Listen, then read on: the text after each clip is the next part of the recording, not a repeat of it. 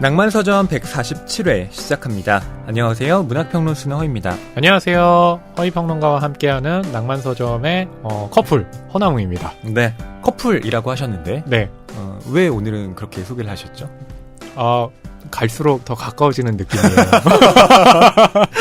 그렇죠? 네. 예, 저희가 근래에 네. 참 오랜 시간을 함께 네. 보내고 있습니다.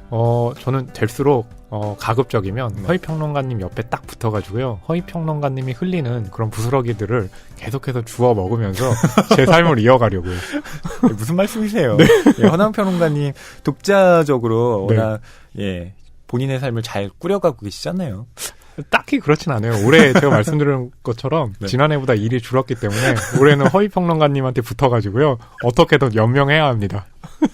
네. 네. 참 집들이 한번 하셔야죠. 네, 그러게요. 집도 네. 다 완성됐으니까요. 네. 네. 보시면 좀 놀랄 수도 있을 것 같아요. 왜요?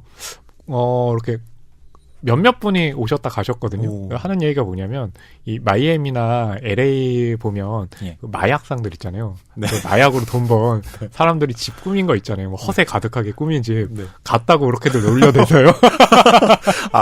네. 실속보다는 뭔가 뭔가 보여주기 위해서 거품이 이렇게 좀 만든 있는. 거 아니냐라고 하는데 예. 아니 어떤 걸 설치하셨는데요? 설치요? 네. 뭐 웬만한 건 다 설치했습니다. 네. 그래요? 제가 이렇게 허세가 있고요. 네.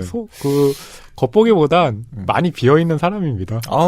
뭐가 있을지 너무 궁금한데요. 네. 예, 나중에 저희 낭만서점 네. 제작진과 네. 제가 네. 한번 가서 확인해 보도록 네. 하겠습니다. 뭔가 더 꾸며놔야 되겠군요. 저희 댓글 소개해 드릴게요. 네. 첫 번째 댓글은요. 제가 소개를 해야 되는 댓글이네요. 네. 네. 굉장히 기분 좋은 댓글입니다. 음. 저에게 허나묵님이 죄송합니다. 이름도 못 말할 정도로 제가 흥분했네요. SY83님이신데요. 예. 저에겐 허나묵님이 정우성이고 이정재입니다. 네, 그렇죠. 허이 평론가님에게도 제가 예. 정우성이고 이정재인가요? 아니요? 네. 갑자기 기분이 안 좋아지네요. 네. 네. SY83님이 네. 지난 방송에서 정우성님 얘기하시길래 네, 이렇게 네. 덕담을 남겨주신 것 같은데요.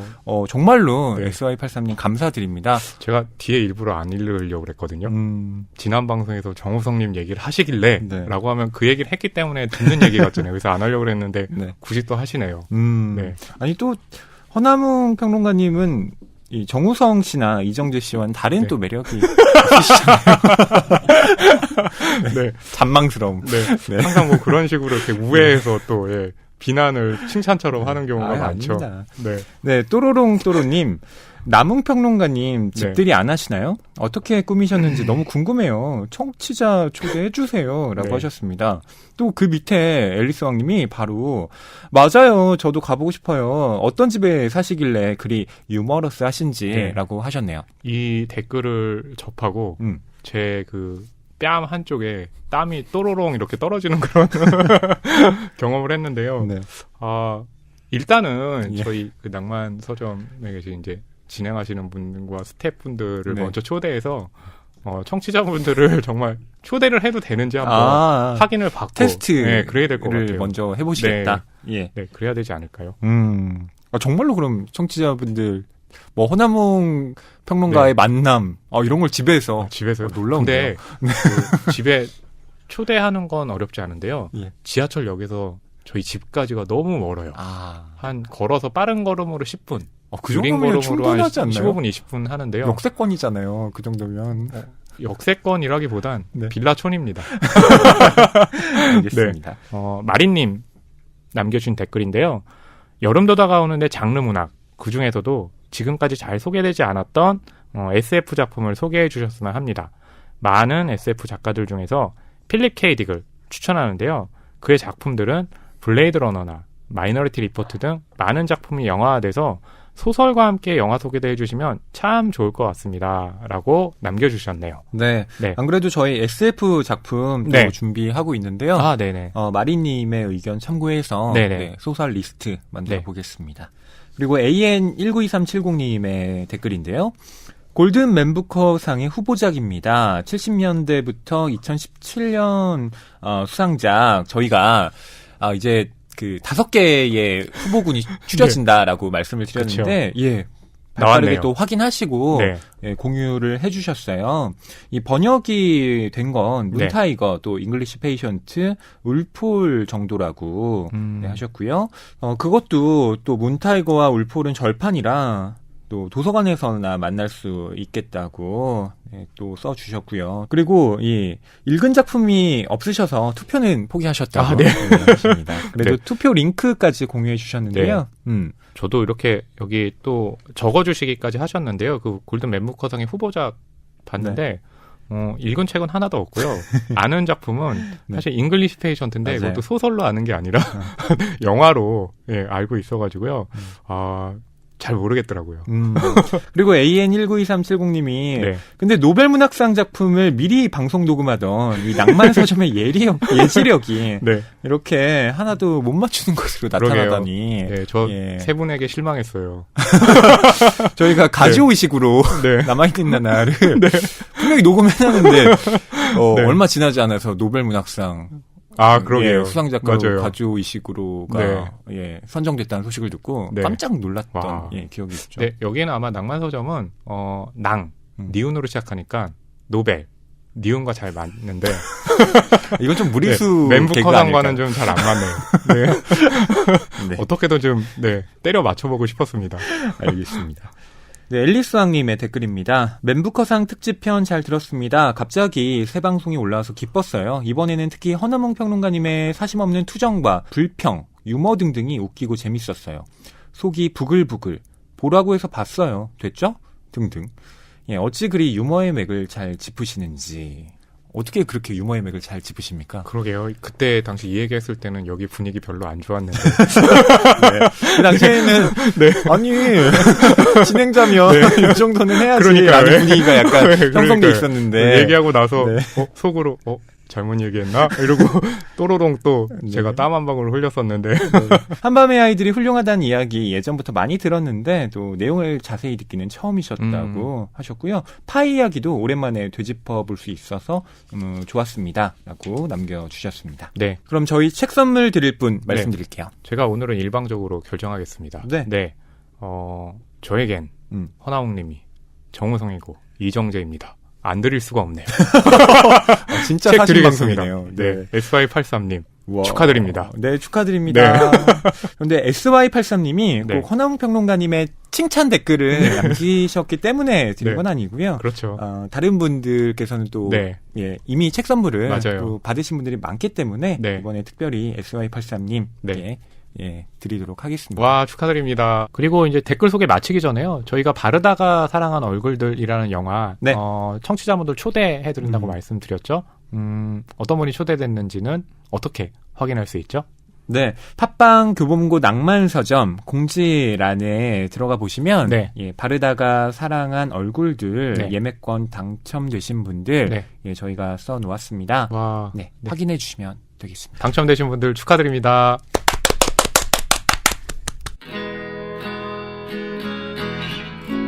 책이 가득한 소설을 사랑하는 책방. 이곳은 낭만서점입니다.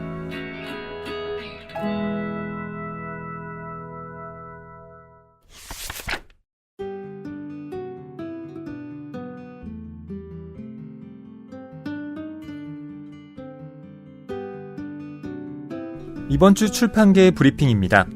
첫 번째 소식인데요.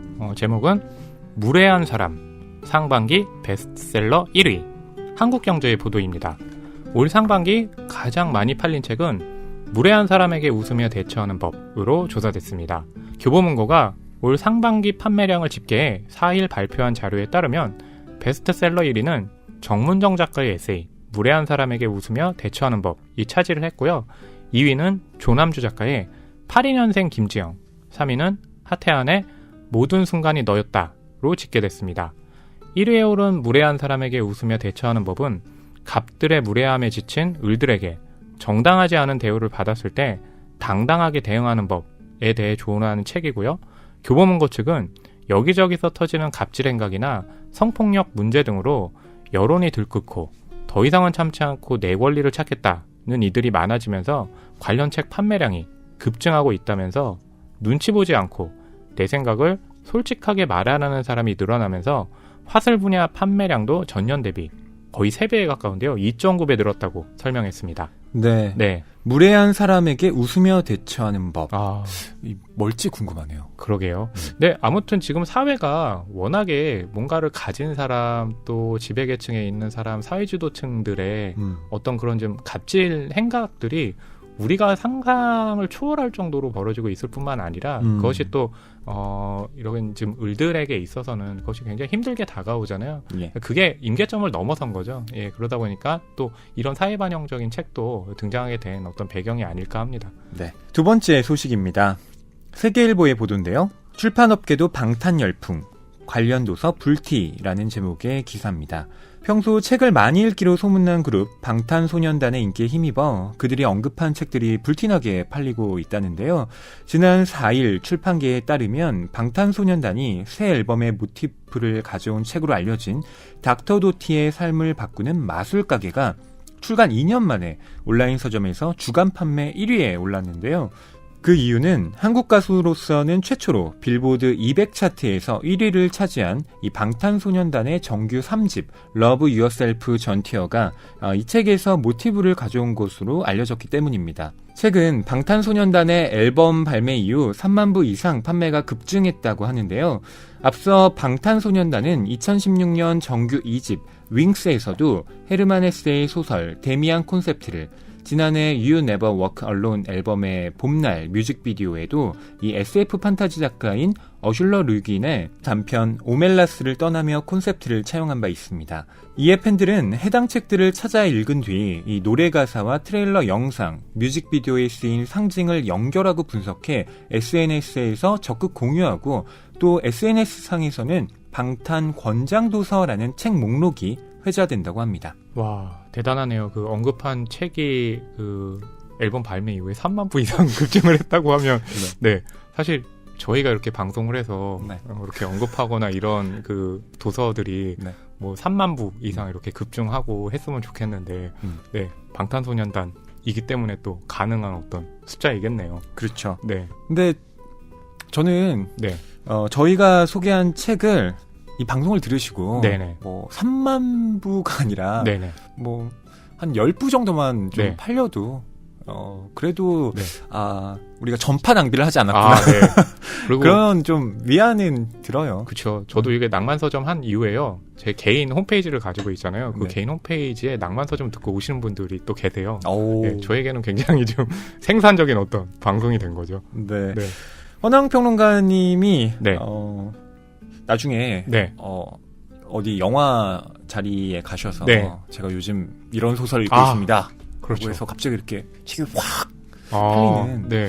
그런 그쵸. 좀 시간이 왔으면 좋겠네요. 안 그래도 제가 이렇게 이 낭만서점에서 낭독을 연기를 하면서 네. 칸 영화제 연기상에 도전한다고 말씀드렸잖아요. 예. 그래서 그걸로 상을 받으면 그때 어떤 책을 낭독할 때가 가장 힘들었다. 아니면 가장 좋았다를 얘기를 하면 네, 급증할 수도 있겠네요. 영원히 오지 않을 시간이군요. 뭔가 이렇게 진지하게 얘기하니까 네. 제가 꼭 진짜로 이렇게 도전해야 될 것 같은 느낌이 드네요. 네. 이번 주 출판계 브리핑이었습니다.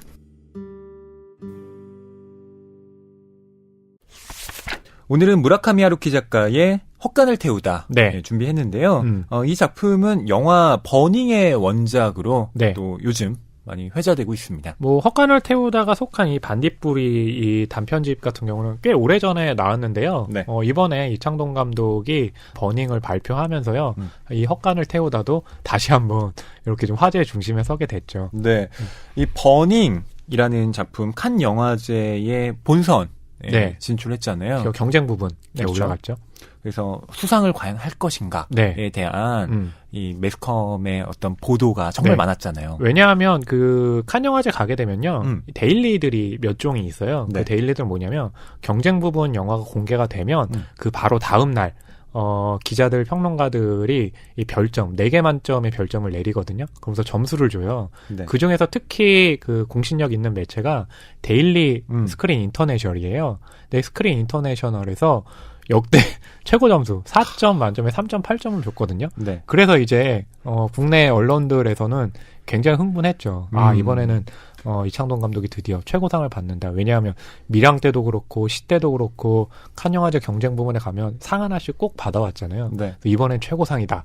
라는 느낌을 받았는데 사실 그 스크린 인터내셔널이나 데일리들이 내리는 별점 보면요. 거기에 맞게 상이 가지는 않아요. 네. 그 해에 심사위원들이 누구냐가 굉장히 중요하거든요. 올해 같은 경우 보면 심사위원장이 케이트 블란쳇이었고 또 심사위원들 보면 여성 심사위원들의 수가 더 많았어요. 총 9명 중에 5명이었거든요. 그래서 제가 감히 그냥 추측컨대 아마 버닝이라는 영화는 작품성의 어떤 완성도의 뛰어남을 뛰어넘어서 아마 여성 관객들, 여성 심사위원들이 보기에는 여성을 그 이창동 감독이 이 영화에서 다룬 묘사 방식에 있어가지고 동의하지 않는 시선들이 저는 꽤 있었을 거라고 생각을 해요. 네. 예, 아마 그런 부분이 좀 시상과는 멀어진 것이 아닌가 저는 그렇게 추측을 해봅니다. 분명 그 영화의 주연은 네. 3명이잖아요. 네, 그렇죠. 벤이라고 네. 하는 스티븐 연 네. 배우가 연기를 했고 또 종수라는 네. 캐릭터 유아인 배우가 배우가 연기를 했죠. 그리고 해미라는 캐릭터가 네. 있습니다. 전종서 배우가 또 연기를 했죠. 네. 네.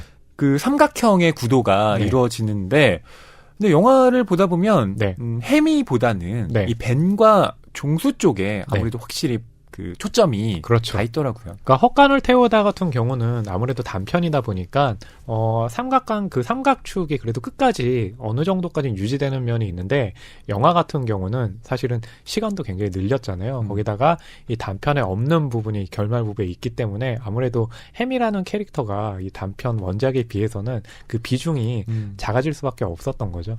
저희가 소설에 대해 본격적으로 이야기 나누기 전에 먼저 영화에 대한 이야기를 또 해봐야 할 텐데요. 지금부터 영화 버닝 이야기 해보도록 하겠습니다.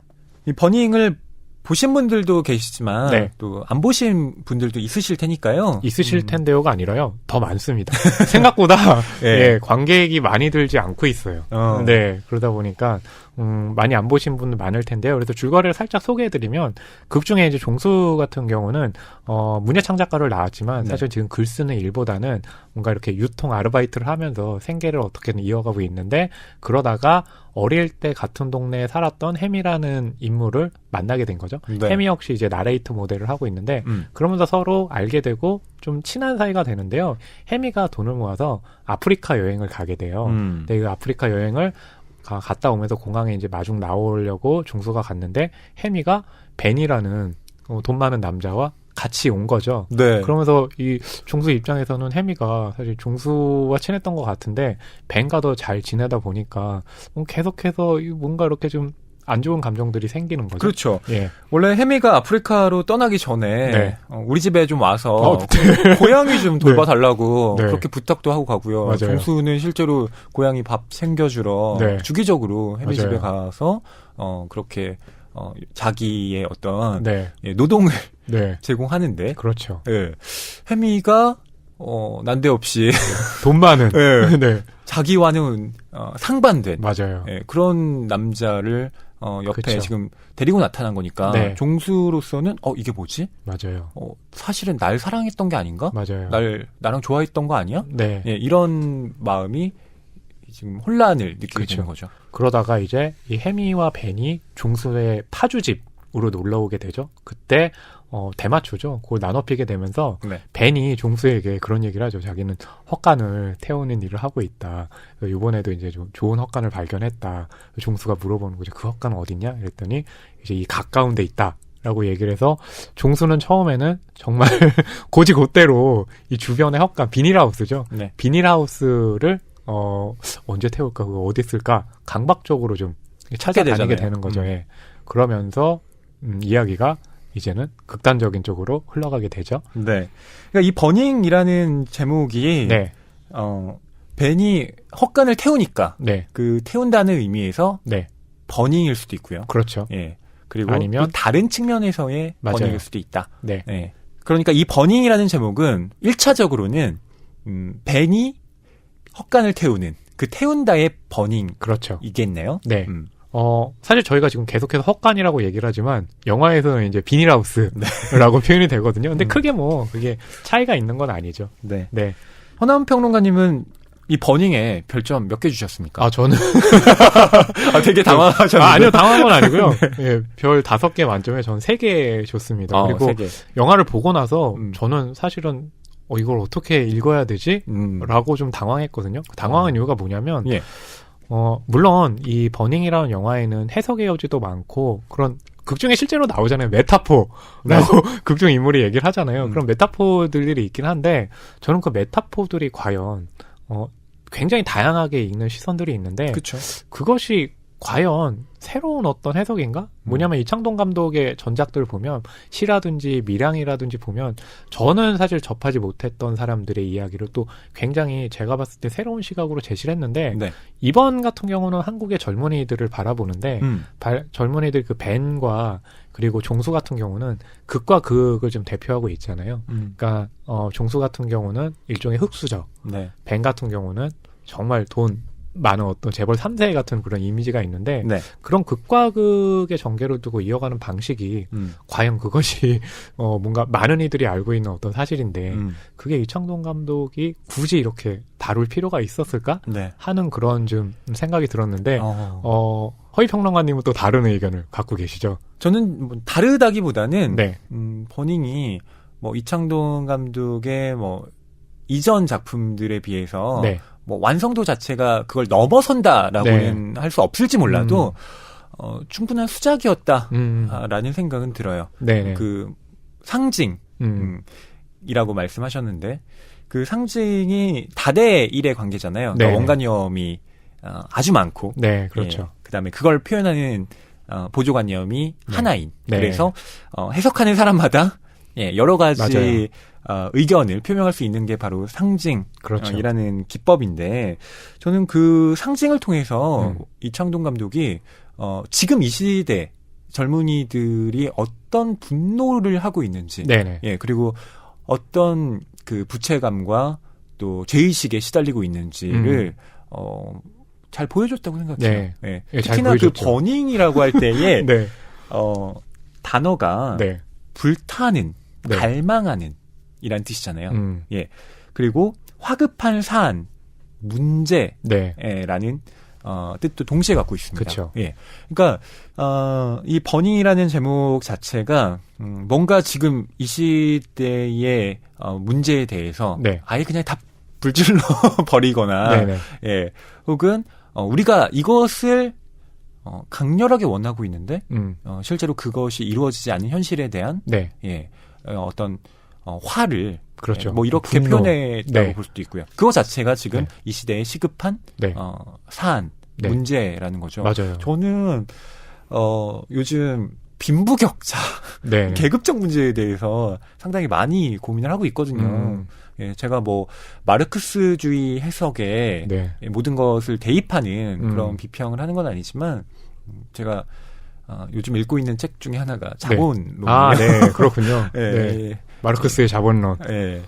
그 자본론을 요즘 읽으면서 네. 계속 자본이라는 게 네. 대체 어떤 속성을 가지고 있길래 이렇게 똑같이 태어난 사람들이 네네. 완전히 다른 삶의 양태를 갖는 거지? 예, 이런 것들을 좀 생각하고 있거든요. 네. 그런 점에서 요즘 제가 고민하고 있는 것과 이 버닝이 만나면서 맞떨어졌군요. 예, 저한테는 네. 좀 괜찮은 영화, 예, 좋은 영화로 받아들여지게 된 것 같아요. 그러니까 그런 좀 분노를 표현했다는 걸 잘 보여줬다고 생각을 하는데 사실 저는 그게 이창동 감독만 보여준 거냐라고 했을 때 그 전에도 그런 식의 이제 보여주면 많았고 우리는 다 알고 있잖아요. 그런 것에 대해서. 그렇죠. 근데 이창동 감독님이 거기에 대해서 저는 이제 뭔가 새로운 젊음을 다룬다고 했을 때 이창동 감독이 보는 새로운 어떤 게 있을 거라고 생각을 했거든요. 특히 근데, 허나웅 평론가님이 아마 네. 결말에서 실망을 많이 하신 것 같아요. 아, 예. 결말 같은 경우도 이게 보면 이 종수가 해미의 방에 가는데 그때 카메라가요. 그 해미의 방에 있다 쭉 빠져나오잖아요. 그 종수가 글을 쓰고 아마 그게 이제 소설의 어떤 시점으로 옮겨가는 걸 수도 있다고 저는 생각을 했어요. 그러면서 나오는 게 굉장히 극단적인 방식의 결말이었잖아요. 네. 근데 그게 아마 극단적인 그 방식이 그런 어떤 화라든지 분노를 표현하는 것이기도 한데 근데 저는 그게 당연히 그게 맞긴 한데 되게 전형적인 어떤 결말이었거든요. 그렇기 때문에 저게 충격을 주려고 주는 결말이긴 한데 이창동 감독님이 하는 묘사의 결말과 저게 맞는 거야? 예, 그런 좀 실망도 들고 그리고 보면 이 분노나 말씀하신 것처럼 이 빈부격차의 어떤 문제들에 대해서 그 출발은 뭘까에 대해서 사실은 기원을 알아가는 것이기도 한데 이 영화에서 감독님의 시선은 굉장히 모호하잖아요. 본인도 어떻게 보면 잘 모르겠다는 태도잖아요. 근데 네. 그거를 이 극 중에 어떤 극을 소설로 이렇게 바꾸는 시점이 등장하잖아요. 마지막에. 네. 전 그게 어떻게 보면 이렇게 감독님이 자신이 생각했는데 그게 안 되니까 힘드니까 관객에게 해석의 여지로 남겨둬서 너희들이 한번 생각해봐라 라고 하는 건데 물론 그게 사실은 나쁜 태도는 아니지만 저는 좀 이창동 감독이 바라보는 그런 어떤 젊음에 대한 그 시각을 저는 원했던 건데 그게 아니라서 좀 저는 그런 부분에선 실망스러웠습니다. 이창동 감독에 대한 기대치가 네. 지나치게 높으셨던 거 뭐 그런 걸 수도 있을 것 같아요. 네. 그래서 되게 재밌는 게 뭐냐면 국내 매체에서요. 국내 언론 뭐 영화 관련해가지고는 이창동 감독의 버닝에 대해서 별 5부터요. 별 2개 반, 3개까지 굉장히 다양한 그쵸. 어떤 층위가 있거든요. 네. 근데 해외에서는요. 달라요. 뭐냐면 우리는 이 빈부격차의 극과 극의 문제를 일상처럼 계속 접하고 있잖아요. 근데 해외에서는 한국의 어떤 그런 상황들이 일상이 아니라 영화나 이런 단편적인 걸 통해서 접하다 보니까 이창동 감독님의 버닝이라는 영화 자체가 해외 매체에서는 너무나 새롭고 좋을 수밖에 없는 거죠. 네. 네, 그 차이들이 또 저에게는 굉장히 흥미롭더라고요. 저는 같은 뭐 젊은이의 문제, 네. 또 빈부격차의 문제를 다뤘다고 해도 네. 이 헛간을 태우다라는 네. 이 단편을 가지고 네. 그렇게 문제의식을 변주했다는 것. 네. 그리고 워낙 무라카미 하루키 작가가 네. 상징, 뭐 그리고 여러 가지 다양한 그 해석소라고 하죠. 네네. 예, 해석의 요소들을 곳곳에 배치하고 있는데 네, 그것을 맞아요. 이창동 감독이 저는 빈부격차나 뭐 계급 문제를 얘기하는 작품들은 많지만 네. 그걸 어떻게 말하느냐도 되게 중요하다고 그렇죠. 생각하거든요. 맞아요. 예. 근데 이창동 감독은 그 마지막에 종수가 벤을 네. 예, 어떻게 하는데 네. 예. 그게 물론 해석의 여지는 뭐 사람마다 좀 다르겠지만 네. 뭐 그걸 차치하고 나서 어떤 다른 장면들을 좀 본다면 상당히 세련된 방식으로 네. 그 문제를 이제 전개시키고 있다고 생각해요. 네. 예. 그래서 저는 아무래도 이 버닝이라는 작품에 대해서 네. 얘기를 해야만 했고 그렇죠. 그래서 저는 이 버닝이라는 영화를 언급을 좀 하면서 네.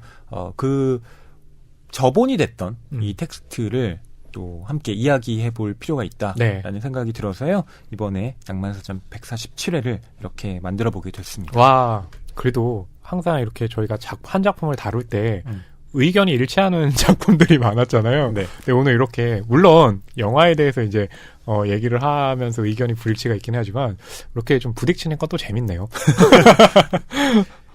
자, 그럼 영화 버닝의 원작인 헛간을 태우다. 먼저 이 작품을 쓴 무라카미 하루키 네. 소개를 해드릴게요. 아마 소개 안 해드려도 무라카미 하루키에 대해서는 국내 팬들이 많기 때문에 잘 알고 계실 텐데요. 그래도 잠시 이제 소개를 해드리면 1979년이죠. 바람의 노래를 들어라로 군조 신인 문학상을 수상을 하면서 데뷔를 했죠. 그리고 1982년에는요. 양을 둘러싼 모험으로 노마 문예 신익상을, 그리고 1985년에 세계의 끝과 하드보일드 원더랜드로 다니자키 주니치로상을 수상을 했습니다. 그리고 나서 네. 이제 1987년에는요. 지금까지도 꾸준히 사랑을 받고 뭐 무라카미 하루키 하면 가장 첫손에 이제 꼽히는 작품으로 많이 언급이 되는데요. 노르웨이의 숲, 국내에서는 상실의 시대로도 네. 예, 알려졌었죠. 발표하면서요. 하루키 신드롬을 낳기도 했고요. 1994년에는요. 태엽 감는 새로 요미우리 문학상을, 2005년에는 해변의 카프카가요. 아시아 작가의 작품을 드물게 뉴욕타임스 올해 차게 선정되기도 했습니다. 그리고 좀 더 설명을 해드리면 2006년 체코의 프란츠 카프카상을, 2009년엔 이스라엘 최고 문학상인 예루살렘상을, 2011년에는 카탈루냐 국제상을 수상을 했고요. 2009년에는요. 1984 국내에서도요, 이 책의 판권을 팔기 위해서 네. 엄청나게 그 판권료가 올라가서 막 그렇죠. 신문에도 보도가 되기도 막 했었잖아요. 2009년에 마이니치 출판 문화상을 수상을 했고요.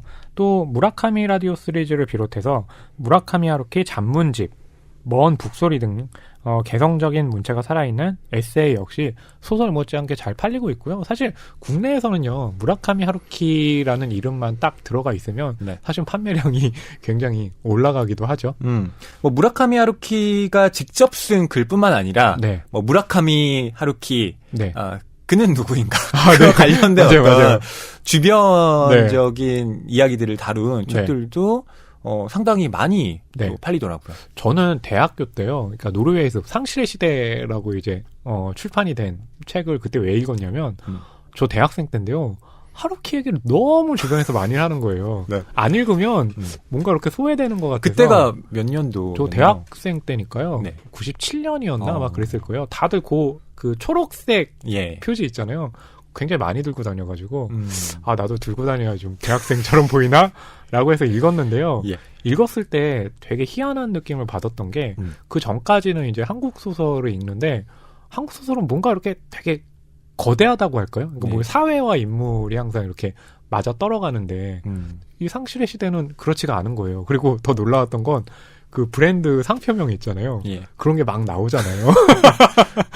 그게 너무 새롭게 그 당시에는 느껴졌었던 네. 기억이 나네요. 우리는 언제- 그냥 맥주를 마셨다라고 맞아요. 했는데 예. 아사히 뭐, 맥주를 마셨다. 그렇죠. 뭐 네. 버드와이저. 맞아요, 맞아요. 이렇게 상표가 네. 그대로 나오죠. 그러니까 그게 되게 당시에는 뭐 쿨하게 느껴졌다는 생각이 드는데요. 지금 와서 보면 좀 우습기는 하죠. 그런 묘사에 왜 이렇게 혹했을까라고 하는데, 그 당시에 이제 시대 분위기가 그랬거든요. 허위평론가님은 언제 무라카미 하루키의 작품을 읽으셨나요? 저는 그때 고등학교 3학년 때 기억을 하고요. 정말요? 예. 되게 문학소년이셨네요. 그때 걸면 걸리는 걸리버라고. 네. 지금 농담하신 네, 거예요? 휴대폰이 있었어요, 진짜로. 맞아요. 네. 있었어요. 그때 네. 그 핸드폰 광고를 네. 어떻게 했냐면 춘천 가는 기차 음악이 이렇게 흘러나오면서 네. 기차에서 네. 이 한 여성이 네. 이렇게 상실의 시대를 읽고 있는 거예요. 그래서 그랬군요. 남성이 이제 그걸 보고 네. 봄날의 곰을 좋아하시나요? 뭐 이런 메시지를 보내는 네. 거였어요. 그래서 저는 이제 광고를 보고 네. 저 뭐야? 저 책 뭐지? 네. 예, 이러면서 문제집 사러 서점에 갔다가 네. 마침 그 책이 그거 있길래 있었군요. 네. 예, 그 책을 사서 읽었는데 처음에는 정말 깜짝 놀랐습니다. 왜 놀랐나요? 페이지 수가 많아서? 아니요. 야해서요. 네, 맞아요. 그런 것도 있었죠. 이 사람 말이야. 내가 이런 걸 네. 이렇게 네. 이런 묘사가 소설에 그냥 등장해도 되는 거야? 그렇죠. 라면서 맞아요. 좀 놀라워 있어요. 특히 고3이니까 더 그러셨겠네요. 고3이라서? 네. 사실 비슷한 시기에 읽은 셈이네요. 저랑 예. 이렇게. 근데 제가 만약 고3 때 읽었으면 지금 허위평론가님의 위치가 제 위치가 아니었을까요? 무슨 말씀이십니까? 네. 예. 이런 무라카미 하루키와 관련된 여러 에피소드 여러분도 다 갖고 계시지 않을까 생각을 하는데요. 이 하루키가 이제 뭐 노벨 문학상을 과연 받을 것이냐 이것이 이제 또 매년 또 어떤 뉴스에 네. 예, 한 꼭지로 다뤄지잖아요. 일본에서도 이렇게 무라카미 하루키의 노벨 문학상 수상에 대한 관심이 굉장히 높은 거죠. 네, 그렇죠. 근데 이 무라카미 하루키가 과연 노벨 문학상을 받을 수 있을 거라고 생각하십니까? 전 잘 모르겠어요. 그러니까 저는 해변의 카프카까지 읽고요. 네. 그리고 나서 이제 무라카미 하루키 작품과는 좀 잠시 동안 안녕을 고했거든요. 예. 그래가지고 이렇게 소식은 접하고 있죠. 네. 뭐 1Q84 같은 작품도 워낙에 이렇게 유명하고 많이 팔리곤 했으니까. 근데 이상하게 해변의 카프카 이후로는 손이 안 가더라고요. 왜냐하면 그래서 그 이유를 제가 한번 생각을 해봤어요. 왜냐하면 제가 상실의 시대를 읽을 때가 이 책을 제가 읽었다기보다는 당시에 이제 문화 있잖아요. 문화의 한 일면을 제가 소비했다는 생각이 드는 거예요. 그러다 보니까 무라카미 하루키의 책을 책으로서 저한테는 접하기가 좀 거리감이 있었거든요. 네. 예. 근데 허위평론가님은 무라카미 하루키가 노벨문학상을 수상할 거다라고 보시는 쪽인가요? 저는 수상 확률이 높다고 생각합니다. 아, 그렇군요. 예. 노벨문학상은 어쨌든 생존 작가에게 주는 상이기 때문에 네. 무라카미 하루키가 워낙 건강을 잘 유지하는 작가고 매일 이렇게 조깅하고 마라톤 뛰시고. 그렇죠. 네. 예. 체력 관리에 힘쓰는 네. 예, 작가이기 때문에 우선 오래 기다릴 수 있다는 점. 네. 그리고 무라카미 하루키 작가가 절필한 게 아니라 계속 작품을 써내고 있거든요. 사실 그게 훨씬 위대한 것 같아요. 그쵸? 예. 네. 그러니까 굉장히 꾸준히 작품을 발표한다는 것 자체가 정말 힘든 일이니까요. 물론 뭐 그런 비판도 있습니다. 무라카미 하루키 동어 반복하는 거 아니야? 아, 네. 예, 이렇게 비판하시는 분들도 있는데요. 저로서는 이런 생각을 갖고 있어요. 비슷한 부분이 물론 있고 하루키가 어떤 부분에서는 반복하고 있는 듯한 네. 예, 모습도 분명히 있습니다. 그런데 반복이라는 건 항상 차이를 낳기 마련이거든요. 그래서 그렇죠. 그 차이를 발견하는 재미 그리고 제가 최근에 읽은 기사단장 죽이기 네. 같은 경우는 앞에 쓴 작품들과는 또 다른 세계관을 예, 보여주고 있어요. 네. 그런 점에서 무라카미 하루키의 그 관점이 어떻게 조금씩 달라지고 있느냐 네네. 그걸 보는 재미도 있어서요. 그렇겠죠. 이 작가가 그냥 멈춰 있진 않구나. 예, 그런 점에서 네. 노벨문학상을 언젠가는 뭐 당장은 아니더라도 네. 예, 받지 않을까. 예, 네. 전 조심스럽게 그렇게 생각합니다. 그 얘기를 제가 듣고 보니까 저는 해변의 카프카 이후로 멈춰 있었던 거군요. 뭐 오늘은 헛간을 태우다를 다루니까요. 네. 예, 뭐 그때의 독서 경험으로도 네. 뭐 오늘 이야기는 뭐 충분하겠죠. 그러니까 저도 좀 고등학교 다니고 대학 다닐 때 좀 생각도 더 깊고 주숙했어야 되는데요. 네. 제가 생각이 짧았네요. 아유 왜 갑자기 별로 지금 납득하지 않는 반성하고 계신 거잖아요. 아니요, 이렇게 제가 하루키의 얘기에 대해서 깊이 참여를 못하니까 셈이 나서 아니에요. 그랬습니다. 네. 자, 헛간을 태우다 소개를 여러분께 또 해드릴게요. 네. 주인공은 소설가인 나입니다. 지인의 이 결혼 피로연에 갔다가 11살 연하의 그녀를 만나서 친해지게 되는데요. 이 그녀는 팬터마임 공부를 또 하고 있습니다. 네. 그러던 어느 날 이 그녀가 북아프리카로 훌쩍 여행을 떠났다가 3개월 만에 돌아오는데요. 그녀는 그곳에서 만난 새 애인, 20대 후반의 남자입니다. 네. 역시 이름은 소개되지 않는데요. 이 남자와 같이 돌아오게 되고 소설가인 나에게 소개를 시켜주게 되죠. 네. 그로부터 시간이 좀 지나서 나의 아내가 이 친척집에 간 10월의 어느 일요일 오후에 네. 그녀와 그녀의 남자친구가 나의 집을 방문하게 됩니다.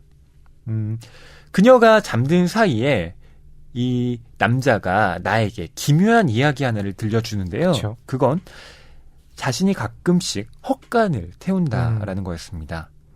그리고 그 남자로부터 조만간 이 집 주변에 있는 헛간 중 하나를 태울 것이다 맞아요. 라는 말까지 네. 듣게 되죠. 이후에 이 나는 그 남자가 불태울 만한 헛간을 매일 체크하기 시작하는데요. 네. 무라카미 하루키 작가는 이 소설에 대해서 이런 언급을 했습니다. 나는 때때로 이렇게 엄청나게 섬뜩한 소설을 써보고 싶어진다. 라고요. 맞아요. 지금부터는 이 엄청나게 섬뜩한 소설에 대해 차근차근 이야기를 나눠보도록 하겠습니다. 허나웅 평론가님은 엄청나게 섬뜩한 소설이다. 네. 라는 이 네. 하루키의 평에 네. 동일하십니까? 이 작품. 저는 영화를 보고 나서 이 단편을 읽었거든요. 네. 이 단편을 읽고 나서 정말 엄청나게까지는 모르겠지만 정말 섬찟한 소설이네 라는 느낌을 받았거든요. 근데 그것이 이제 이 헛간을 태운다고 했을 때 그 헛간의 정체가 무엇인가 라는 것을 이제 어떻게 받아들이냐에 따라서 좀 달라질 수도 있는 부분이겠죠. 네. 이 헛간을 태우다가 실려있는 이 반딧불이라는 소설집 뒤에는 무라카미 하루키 본인이 작가의 말을 통해서 이 작품들이 어떻게 쓰여지게 되는지 기술하고 있어요. 거기에 보면 헛간을 태우다는 이렇게 쓰여 있습니다. 이것은 헛간을 태우다라는 말에서 착안한 소설이다. 알다시피 포크너의 단편 제목이지만 당시 나는 그다지 포크너의 열성 팬이 아니었기에 헛간을 태우다라는 작품을 읽은 적도 없었고 이것이 포크너의 단편 제목이란 것조차 몰랐다. 어디서 들은 것 같긴 한데 프랑스 영화나 뭐 그런 것의 제목인가 했던 기억이 난다. 만약 포크너의 단편 제목인 줄 알았더라면 아마 이런 소설은 쓰지 않았을 것 같다. 나도 그리 뻔뻔한 사람은 아니니까. 그렇지만 몰랐기 때문에 몰랐던 사람답게 마음 편히 써버렸다. 나중에 포크너의 오리지널이라고 해야 할까? 아무튼 오리지널을 읽어보니 같은 헛간이라 해도 미국과 일본에서 생각하는 이미지가 상당히 다르다는 걸 알았다. 요컨대 미국인이 헛간이라는 말에서 떠올리는 것은 크고 위풍당당한 헛간이다. 그러나 내가 헛간이라는 말에서 떠올린 것은 밭 한 구석에 서 있는 작고 허름한 가건물이다. 포크너가 헛간을 태우다라는 말로 표현한 하늘까지 불길을 뻗치는 장려한 배덕감이 여기서는 남들 몰래 헛간을 태워 없애는 조용한 음산함에 그친다. 마음 한구석에서 가만히 타오르다 무너져버리는 그런 헛간이다. 네. 윌리엄 포크너의 단편 제목이 네. 이 헛간을 태우다가 있군요. 있다면서요? 네. 저도 잘 몰랐습니다. 근데 이창동 감독님 버닝 만들 때 인터뷰를 봤거든요. 네. 근데 이 버닝, 왜 하필이면 또 버닝이었을까? 그때 아까 이제 허위평론가님 말씀하신 것처럼 두 가지 의미도 있지만 이창동 감독도 그런 얘기 하더라고요. 이 헛간을 태우다가 원작이지만 자신의 어떤 감성은 윌리엄 포크너 쪽에 더 가깝기 때문에 네. 아마 그걸 영문으로 좀 더 강화하기 위해서 버닝이라는 제목을 쓴 건 아닐까 저는 그렇게 또 추정도 해봤습니다. 그렇죠. 이 포크너의 헛간을 태우다가 뭔가 좀 거대한, 네네. 그리고 장려한 배덕감이 느껴진다라고 하루키는 표현을 했는데요. 네. 본인이 쓴 그리고 일본의 네. 헛간은 그것보다는 좀 작고 허름한, 그리고 남들 몰래 헛간을 태우는 조용한 음산함이다. 그렇죠. 라고 표현을 합니다. 이런 헛간을 태우다의 내용. 네. 아까 말씀드린 영화에서는 네. 이제 모티프는 거의 비슷한데 그렇죠. 예, 좀 달라진 부분들이 있죠. 일단 주인공의 배경이 다르죠. 네. 여기서는 헛간을 태우다에서는 이제 나라는 화자가 소설가이기도 하고 그리고 어느 정도 사는 인물인 것 같아요. 집도 있고 아내도 있고. 네. 네. 근데 그리고 나이도 많아요. 예, 나이도 많고 그렇죠. 30살이 넘었죠. 예, 근데 영화에서 종수는 20대 젊음인데다가 사실 가진 거는 뭐 몸뚱아리밖에 없다라고 네. 표현을 해야 될 것 같죠. 그리고 아버지 같은 경우는 좀 폭력을 휘두른 것 때문에 지금 감옥에 계류 중인 상태에서 재판을 받고 있기도 하죠. 네. 네. 그리고 소설에서는 그녀의 새로운 남자친구가 주인공 화자보다 연하인데 네. 예, 영화에서는 벤으로서 주인공보다는 좀 연상의 인물로 네, 나오고요. 예.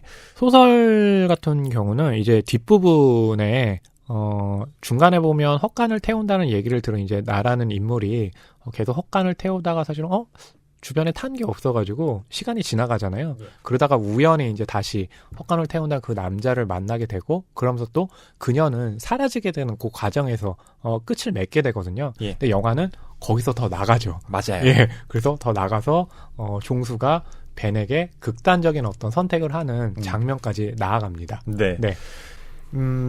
제가 버닝 영화에 대해서 네. 상당히 호감을 갖고 있고 네. 예, 잘 봤다라고 말씀드렸지만 네. 바로 그 종수가 마지막에 네. 벤에게 네.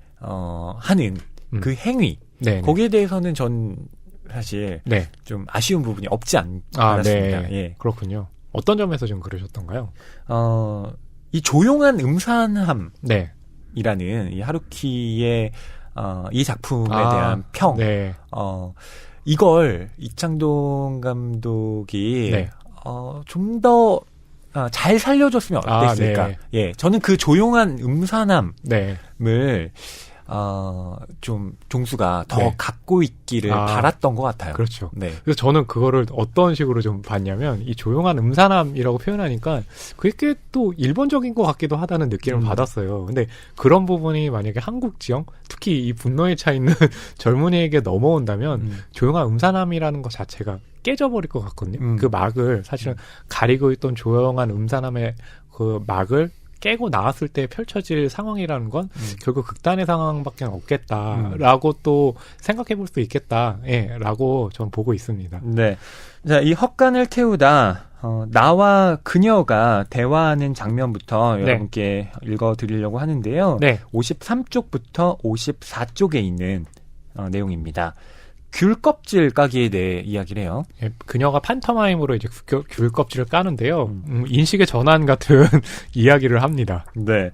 이게 영화에서도 그대로 네. 예, 차용이 되어 있죠. 저는 영화 보고 나서 이 단편을 읽었을 때요. 네. 굉장히 놀라웠던 게 정말 이 소설에 있는 대화 내용이요. 정말 거의 똑같게 영화 속에서 차용이 되거든요. 네. 네, 그런 것들이 되게 재밌었습니다. 그럼 지금부터 읽어볼게요. 처음 만났을 때 그녀는 내게 팬터마임 공부를 하고 있어요 라고 말했다. 호, 나는 말했다. 그리 놀라지도 않았다. 요즘 젊은 여자애들은 모두 무언가를 하고 있다. 게다가 그녀는 무언가에 진지하게 파고들어 재능을 갈고 닦을 타입으로는 보이지 않았다. 그리고 그녀는 귤 껍질 까기를 했다. 귤 껍질 까기란 말 그대로 귤 껍질을 까는 것이다. 그녀의 왼쪽에 귤이 가득 든 유리통이 있고 오른쪽에는 귤 껍질을 넣는 통이 있다는 설정이다. 사실은 아무것도 없다. 그녀는 그 상상 속의 귤을 하나 들고 천천히 껍질을 벗겨 한 알씩 입에 넣고 씹다가 찌꺼기를 뱉어내고 한 개를 다 먹으면 찌꺼기를 모아 껍질로 싸서 오른쪽 통에 넣는다. 그 동작을 끝없이 되풀이한다. 말로 설명하면 별로 대단치 않다. 그러나 실제로 눈앞에서 10분이고 20분이고 그러는 것을 바라보고 있으면 점점 내 주변에서 현실감이 흡수되어 버리는 듯한 느낌이 드는 것이다. 이것은 매우 묘한 기분이다. 옛날에 아이히만이 이스라엘의 법정에서 재판을 받을 때 밀실에 가두어 조금씩 공기를 빼는 형벌을 누군가가 제안했다고 한다. 결국 어떤 처형 방법을 택했는지 잘은 모르지만 나는 문득 그 생각이 났다. 제법 재능이 있어 보이는걸? 나는 말했다. 간단한 거예요. 재능이고 뭐고 할 것도 없어요. 그러니까요. 거기에 귤이 있다고 생각하는 게 아니라 거기에 귤이 없다는 걸 잊어버리면 되는 거예요. 그뿐이에요. 마치 선 같네? 나는 그래서 그녀가 마음에 들었다. 네. 네. 귤 껍질 까기를 팬터마임으로 보여주는 그녀. 네. 귤을 까는데 네. 우선 껍질을 벗기고요. 그렇죠. 하나씩 입에 넣고 씹다가 찌꺼기를 뱉어낸다. 네. 어떤 찌꺼기? 저는 귤을 다 껍질만 까서 다 먹어서. 네. 그러게요. 어떤 찌꺼기일까요? 찌꺼기가 있나? 근데 되게 재밌는 게요. 네. 연기 수업 있잖아요. 연기 네. 수업에서요. 팬터마임으로 귤 껍질 까는 연습을 배우들이 되게 많이 해요.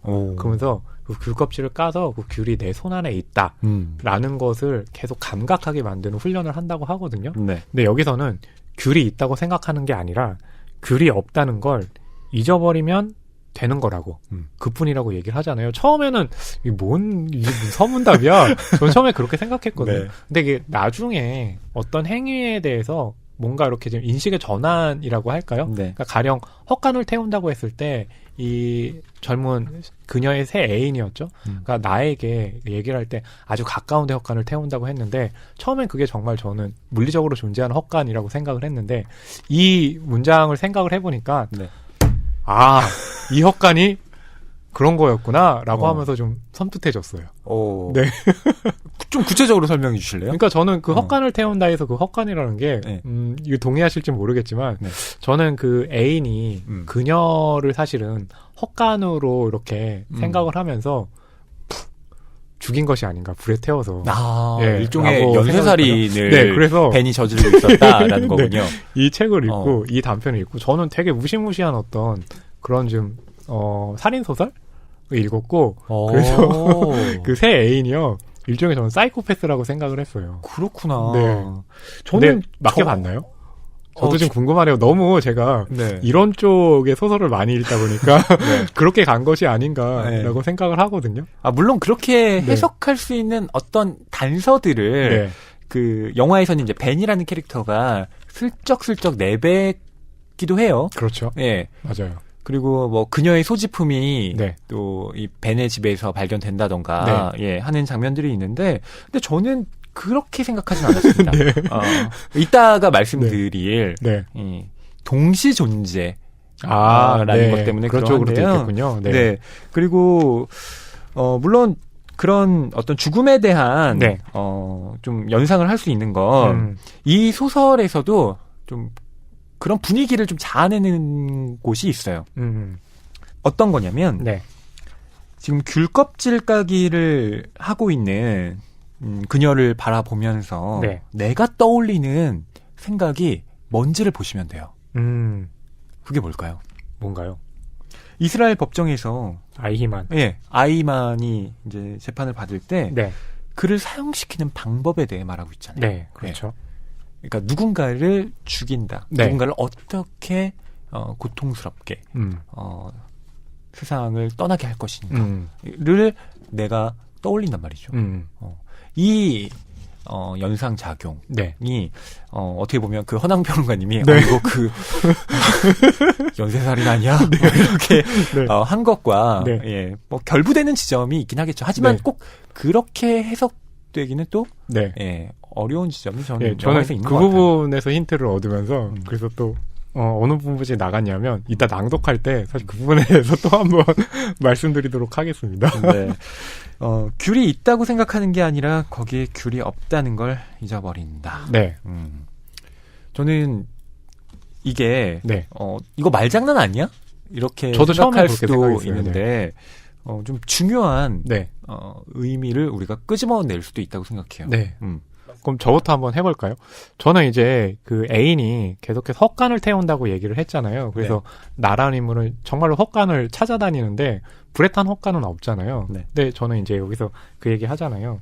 귤이 있다고 생각하는 게 아니라 거기에 귤이 없다는 걸 잊어버리면 되라고 하는데 생각해보니까 나라는 인물 주변에서 그녀가 이제 그 이후로 일종의 사라진 어떤 인물처럼 돼버렸잖아요. 그렇죠. 그래서 그녀가 사라졌다는 걸 잊지 않으면 돼라고 하니까 그녀가 없어진 거군. 헛간이 그녀였군. 그렇다면 그녀를 태운 거군. 그리고 그런 논리작용. 네, 예. 그러면서 이 새 애인이라는 요소 무섭네라고 하는데, 근데 이 사람이 또 헛간을 태우는 거에 헛간을 얘기할 때 네. 헛간을 태운다는 것에서 그렇게 얘기해요. 그냥 헛간이 거기에 있으니까 태운다. 그건 그냥 헛간이란 존재다라고 해서 이 새 애인이라는 인물도 뭔가 이 사람이 계속 악독하거나 이런 게 아니라 그냥 그 사람은 그렇게 태어난 거다. 예, 그런 감정을 느끼지 못하는 거다. 예, 그렇게 태우는 거, 사람을 죽이는 거에 대해서 그냥 그렇게 하는구나. 라고 이렇게 의미를 부여를 했거든요. 거의 뭐 케빈에 대하여 같은 수준인데요. 그래서 네. 저도 그렇게 해석을 하면서도 네. 그래 이게 좀 너무 과한 거겠지 라고 하는데 네. 뭐 아무튼 그렇게 좀 읽었습니다. 네. 네. 허위 평론가님께서는 이 문장에 음. 대해서는 또 어떻게 생각을 하고 그것이 네. 또 영화에서는 좀 어떻게 구현됐다고 보시는지도 궁금하거든요. 저는 이 문장을 네. 두 가지 세계의 동시 존재라고 아, 네. 생각을 아, 했는데요. 그렇군요. 이 동시 존재라는 말이 그 소설에서도 네. 영화에서도 등장을 하잖아요. 제가 생각하는 첫 번째 세계는 귤이 없는데 네네. 거기에 있다고 생각하는 세계. 네네네. 두 번째 세계는 거기에 귤이 없는데 그걸 잊어버리는 세계. 네네네. 예. 이게 결과로 놓고 보면 똑같은 얘기잖아요. 네네네. 근데 저는 그 과정 그리고 사고 관념의 차이가 분명히 존재한다고 보고 있거든요. 이걸 좀 쉬운 예로 들면 네. 유리컵에 물이 반이 차 있을 때 네네. 저 물이 반밖에 없네. 아, 네. 와, 저 물이 반이나 있네. 네. 어떤 사람의 그 사고관의 차이를 가장 극명하게 보여주는 예시인 거잖아요. 네. 긍정적인 사람은 물이 반이나 남았네라고 그렇죠. 하고 좀 부정적으로 사물을 바라보는 사람은 반밖에 없어. 예, 반밖에 없어라고 말을 하듯이요. 네. 그것이 말하자면 어떤 행동을 취한 데 있어서 사뭇 다른 결정을 내리게 만든다라는 네네. 거죠. 저는 그런 점에서 거기에 귤이 있다고 생각하는 세계와 네네. 귤이 거기에 없다는 걸 잊어버리는 세계, 네. 이 양자의 세계가 모두 존재하되 이 소설 속 인물들은 그중에 어떤 세계를 하나만 선택하거나 혹은 두 개를 왔다 갔다 하기도 하는 네네네. 그런 존재들이 아닐까. 이 문장을 통해서 네네. 좀 추측을 해봤습니다. 그래서 이제 그런 경우가 될 수가 있겠군요. 그러니까 가령 이 영화 인물들이라고 한다면 네. 그래서 벤 같은 경우 그리고 해미 같은 경우는 사라지잖아요. 네. 근데 벤과 또 종수 같은 경우, 특히 종수 같은 경우는 두세 개를 이제 왔다 갔다 하는 거잖아요. 뭐냐면 현실 자신이 이렇게 직접 경험하는 현실이 있을 거고 네. 그걸 토대로 쓰는 또 소설의 세계가 있을 테니까 말씀하신 것처럼 이 두세 개를 경유하는 인물 아니면 혹은 한 세계만 존재하는 인물 거기서 또 그렇게 이해할 수가 있는 거겠네요. 네, 이건 무라카미 하루키의 소설적 세계가 네네. 또 그렇기도 하잖아요. 뭐 1Q84라든가 네네. 기사단장 죽이기 같은 작품들을 보면 네네. 이 동시 존재에 대한 얘기가 계속 언급이 되거든요. 네. 예, 그 두 개의 달이 있는 세계와 네. 그러니까 1984의 세계와 네. 이치큐 하치 요네 네네. 1Q84의 세계가 동시에 존재하면서 그것들이 서로 영향을 미치는 네. 예, 그런 이야기를 또 다루기도 하기 때문에 네네. 저는 이 문장을 그런 관점에서 해석을 해봤습니다. 말하자면 뭐 매트릭스? 영화 매트릭스에 등장한 어떤 두 개의 세계라고 또 이해를 해도 될까요? 그것과는 저는 좀 다르다고 보시는군요. 느끼는데요. 네. 예. 매트릭스에 나오는 세계가 현실과 실제의 같은 느낌이잖아요. 네네네. 근데 저는 무라카미 하루키는 두 개의 실제를 전부 그렇군요. 염두에 두는 작가가 아닌가 싶어요. 알겠습니다. 어떻게 보면 또 그 지금 허위평론가님의 얘기를 읽고 저는 듣는 생각이 우리 개인은 사실은 어떤 환경에 영향을 받지 않고 그 개인으로 존재한다라고 생각은 하지만 사실 그 환경에 알게 모르게 굉장히 많은 영향을 받잖아요. 네. 또 그렇게 좀 해석하면 어떨까 하는 생각도 드네요. 이 문장에 대해서는 저희가 또 소설을 더 읽어 나가면서 네. 좀 결부시켜서 네. 제가 또 해석을 더 해보도록 하겠습니다. 네. 자, 그녀가 북아프리카로 여행을 떠나게 돼요. 네. 아버지가 심장병으로 세상을 떠났기 때문에 네. 뭐 약간의 목돈이 생겼다라고 네네. 소설에는 언급이 돼 있죠. 그렇죠.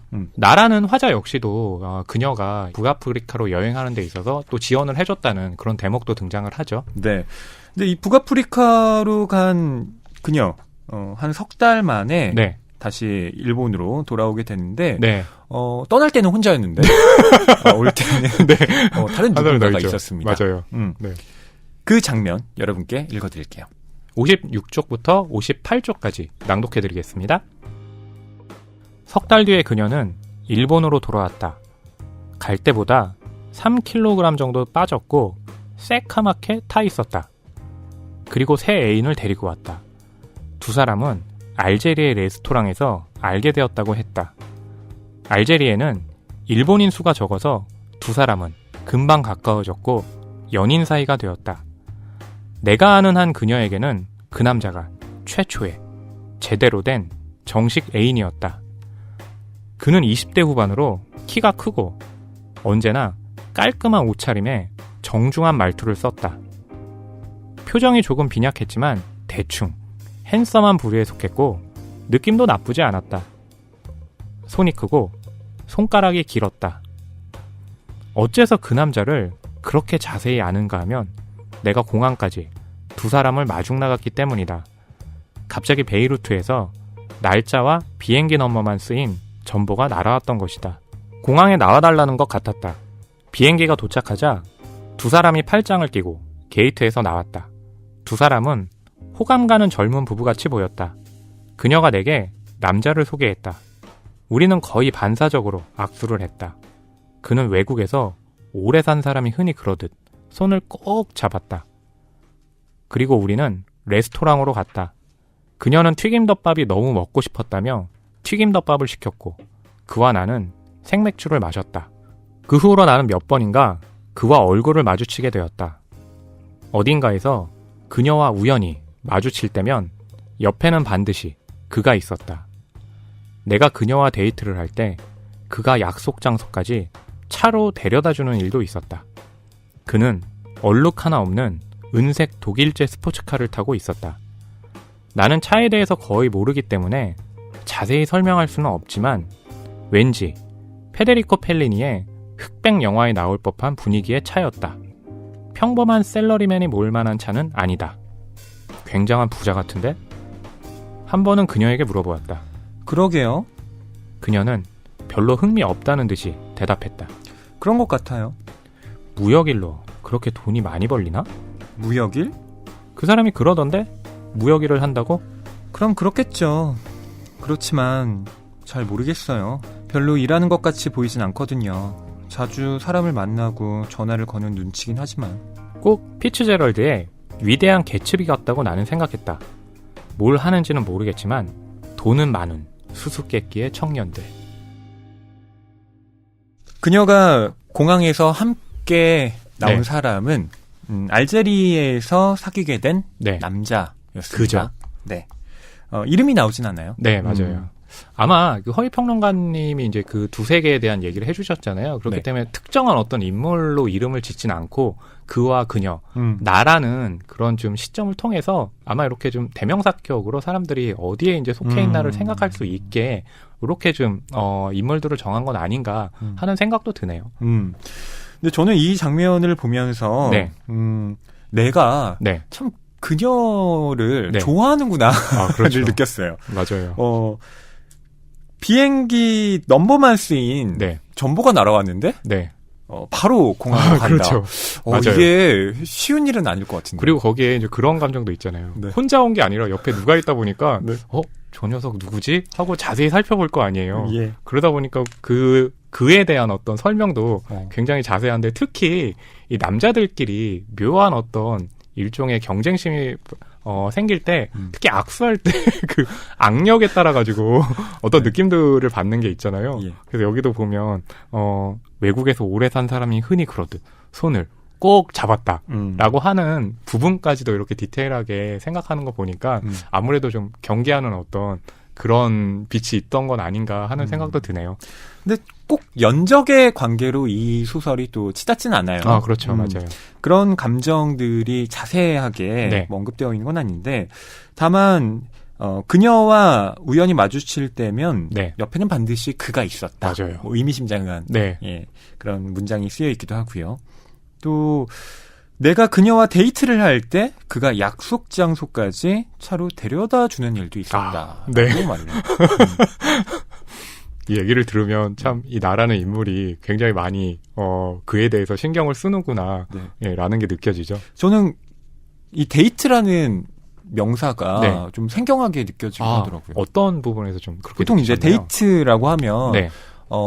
저는 커플 느낌의 어떤 네. 데이트. 그렇죠. 네. 그리고 아직 뭐 커플은 아니지만 네. 서로 호감이 있는 사람이 네. 앞으로 연인이 될 네. 어떤 가능성을 타진하면서 만나는 어떤 과정이라고 생각을 하는데 네네. 여기서 이렇게 데이트라고 네. 하니까 이게 어떤 의미일까? 네. 예, 좀 궁금해집니다. 또 그거 하나 이제 궁금한 게 있는데요. 이 극 중에 이제 그녀가 옆에 그가 있음에도 불구하고 그가 옆에 있다는 것을 의식하지 않고 또 행동을 하잖아요. 네. 그것도 굉장히 흥미로웠던 게 물론 이게 과장된 해석이긴 하지만 그라는 인물 자체가 일종의 허구형이 아닐까. 그리고 그것이 어떻게 보면 이제 나가 가지고 있는 어떤 그녀를 사랑하니까 또 생기는 막 의심이라든지 의문 부호 같은 것들이 있을 거 아니에요.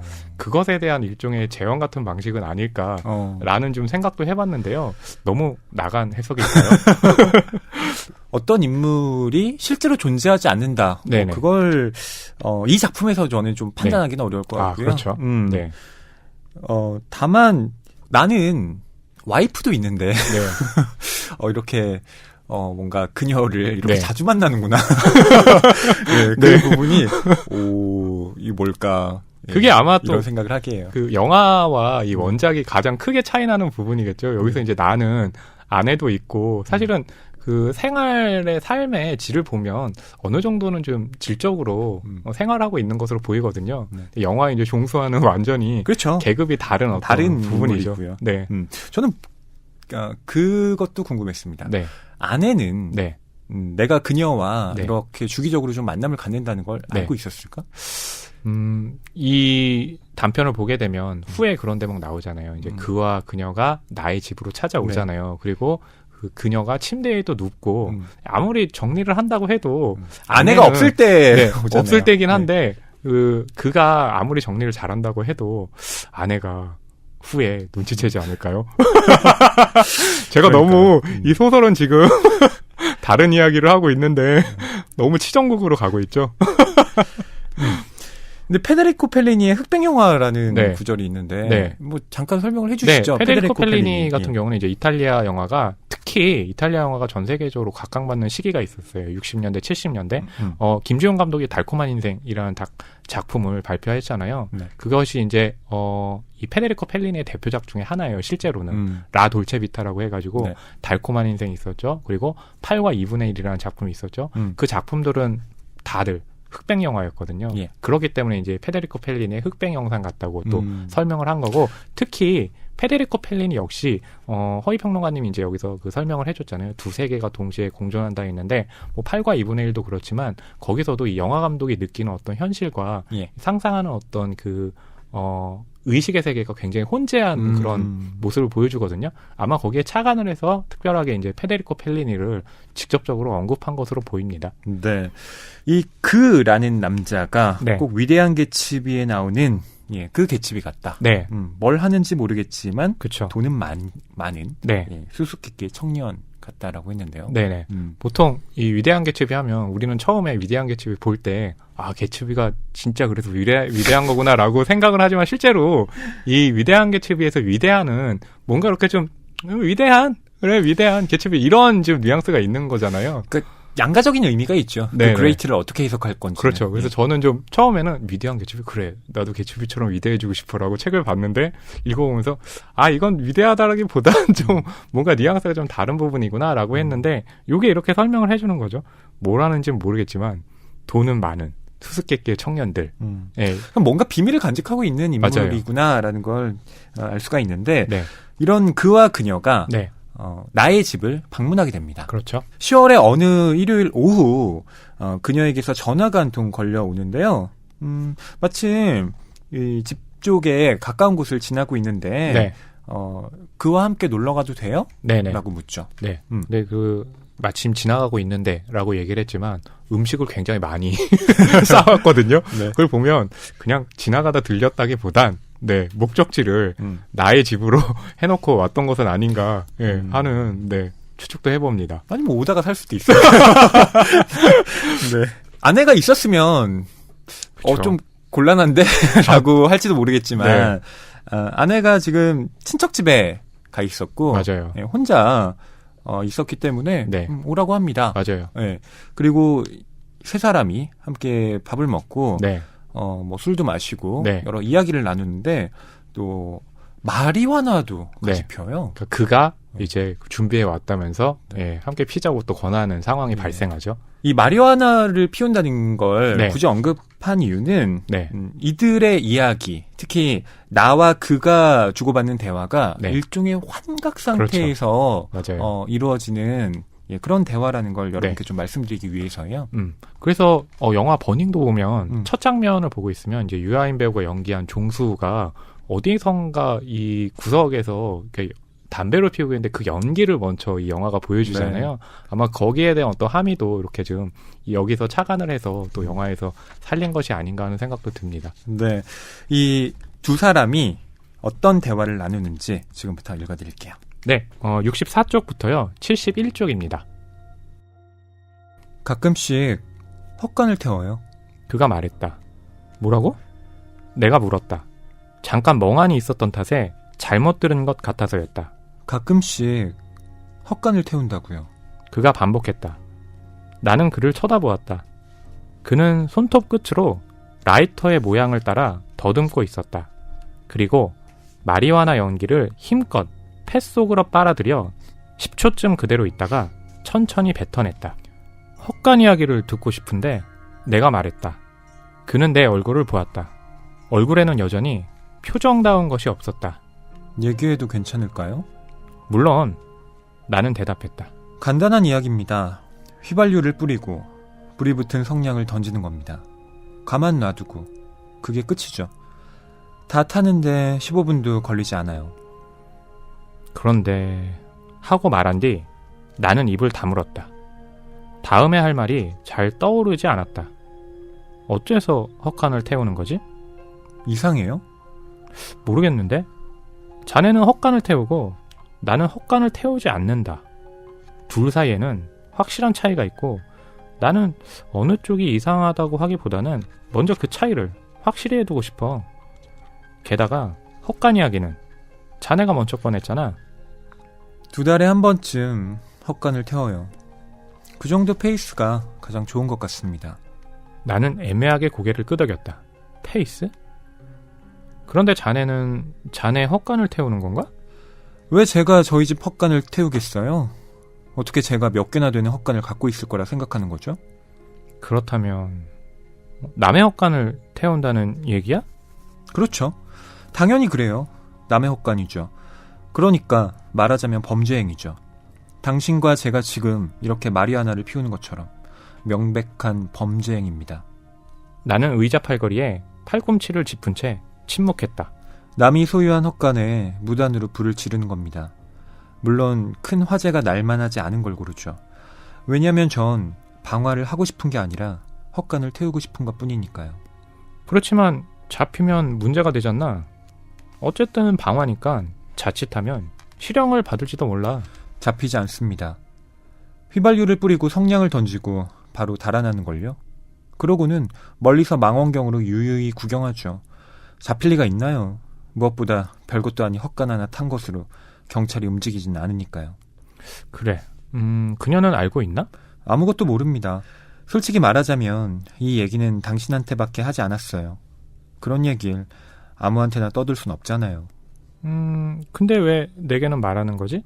당신은 소설 쓰는 사람이니까 인간의 행동 양식 같은데 흥미가 있지 않을까 싶었어요. 그리고 소설가란 어떤 사물에 대한 판단을 내리기 전에 그 사물을 있는 그대로 즐기는 사람이라고 생각했습니다. 즐긴다는 말이 좀 그렇다면 있는 그대로 받아들인다고 해도 될까요? 그래서 얘기한 겁니다. 저도 그러고 싶었고요. 나는 고개를 끄덕였다. 그러나 내가 그것을 어떤 식으로 있는 그대로 받아들여야 좋을지 솔직히 잘 알 수 없었다. 이렇게 말하면 이상할지도 모르겠습니다만 세상에는 헛간이 얼마든지 있고 그것들은 모두 내가 태워주기만 기다리는 것 같다는 생각이 들어요. 해변에 우뚝 서 있는 헛간도 그렇고 논밭 한가운데 서 있는 헛간도 그렇고 어쨌든 여러 헛간들이 말입니다. 15분이면 깨끗하게 태워버릴 수 있어요. 마치 처음부터 그런 건 존재하지도 않았던 것처럼요. 아무도 슬퍼하지 않습니다. 그저 사라질 뿐이죠. 깨끗이요. 그게 불필요한 건지 어떤지는 자네가 판단하는 거군. 저는 판단 같은 거 하지 않습니다. 그건 태워지기를 기다리는 겁니다. 저는 그 사실을 받아들이는 것 뿐이에요. 아시겠어요? 그곳에 있는 것을 받아들일 뿐입니다. 비와 같은 거죠. 비가 온다. 강이 넘친다. 무언가가 떠내려간다. 비가 판단을 합니까? 보세요. 저는 절대 비도덕적인 걸 지향하는 게 아니에요. 전 저 나름대로 도덕이라는 걸 믿습니다.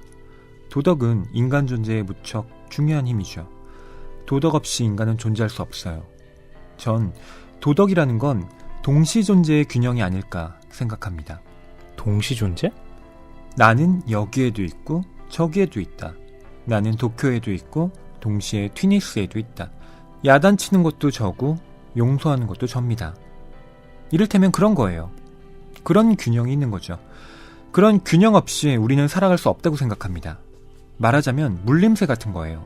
그게 없으면 우리는 풀어져서 말 그대로 조각조각이 날 겁니다.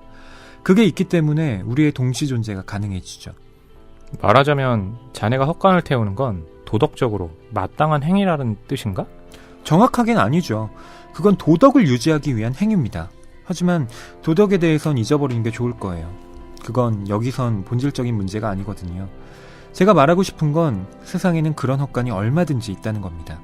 제게는 제 헛간이 있고 당신에게는 당신의 헛간이 있어요. 정말입니다. 다음에는 언제 태울 거지? 모르겠습니다. 스케줄을 짜서 달력에 표시해놓고 기다리는 건 아니니까요. 마음이 내키면 태우러 갑니다. 그렇지만 태우고 싶어졌을 때 태울 만한 헛간이 언제나 있는 건 아니잖아. 물론 그렇습니다. 그래서 미리 태우기 적당한 걸 골라두죠. 아, 비축해두는 거군. 그런 셈입니다. 한 가지 더 물어봐도 될까? 그러시죠. 다음에 태울 헛간도 벌써 정했나? 그렇습니다. 정했어요. 아주 좋은 헛간입니다. 오랜만에 태우는 재미가 있을 것 같아요. 실은 오늘도 사전 답사를 온 거예요. 그렇다면 이 근처에 있는 거겠군? 아주 가까이에 있죠. 마리화나를 나눠 피운 그와 내가 이런 대화를 나눴는데요. 네.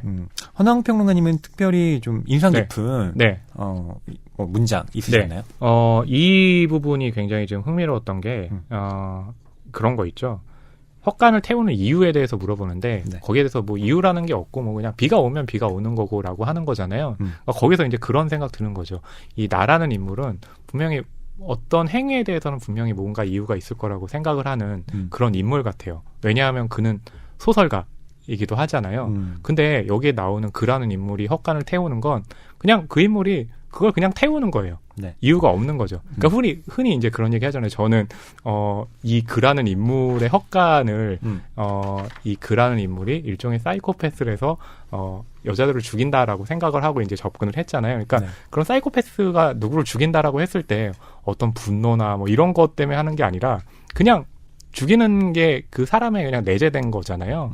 네, 그런 식으로 접근을 해서 사람이라는 것은 어떤 그 행위에 대해서 모든 이유를 가지고 행위를 하는 게 아니라 그거에 상관없이 행위를 하는 사람도 있는 거죠. 네, 그렇기 때문에 누구를 죽였다 이 문제를 떠나서 그러니까 이해할 수 없는 사람들도 있는 건데 그렇게 사람들은 일종의 그러니까 다른 세계에 있는 사람도 있는 거죠. 그러니까 네. 그 다른 세계라는 게 뭐 환상이나 이런 게 있는 게 아니라 뭔가 이렇게 다른 어떤 기준들 내재해 있는 그런 정체성들이 있는 사람들이라는 점을 좀 느낄 수 있는 대목이었거든요.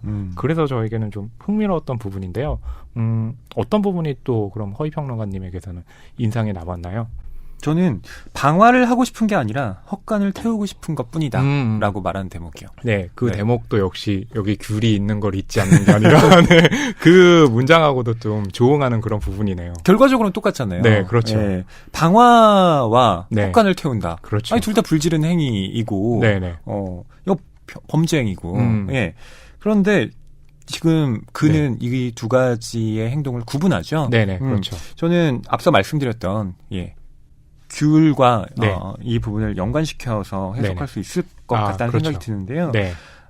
방화가 아니라 헛간을 태우고 태우다. 싶다. 예. 네. 근데 이 헛간을 태운다는 행위를 이렇게 말하잖아요. 세상에는 헛간이 얼마든지 있고 네네. 그걸 모두 내가 태워주기만 기다리는 것 같다.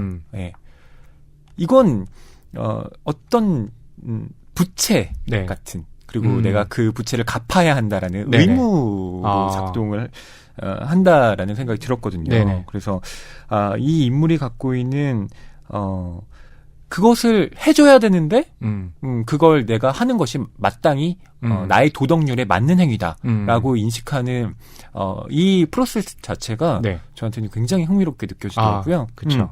그리고 저는 예전에 그 상실의 시대 노르웨이의 숲을 네. 읽을 때 와타나베라는 주인공의 선배가 나오거든요. 네네. 근데 그 선배가 이것과 비슷한 얘기를 합니다. 헛간을 태우는 건 아니었는데 네. 그 선배가 플레이보이였거든요. 네네.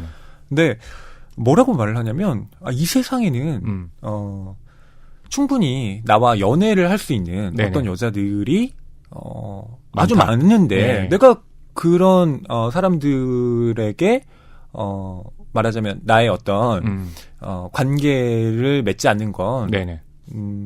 그게 오히려 더 이상한 게 아니냐. 네. 비슷한 논리죠. 네, 그러네요. 네. 그래서 이 사고관을 가진 인물들이 네. 하루키 소설에는 언제나 등장하고 있구나. 네. 예. 라는 그런 확인도 네. 다시 한번 하게 됐어요.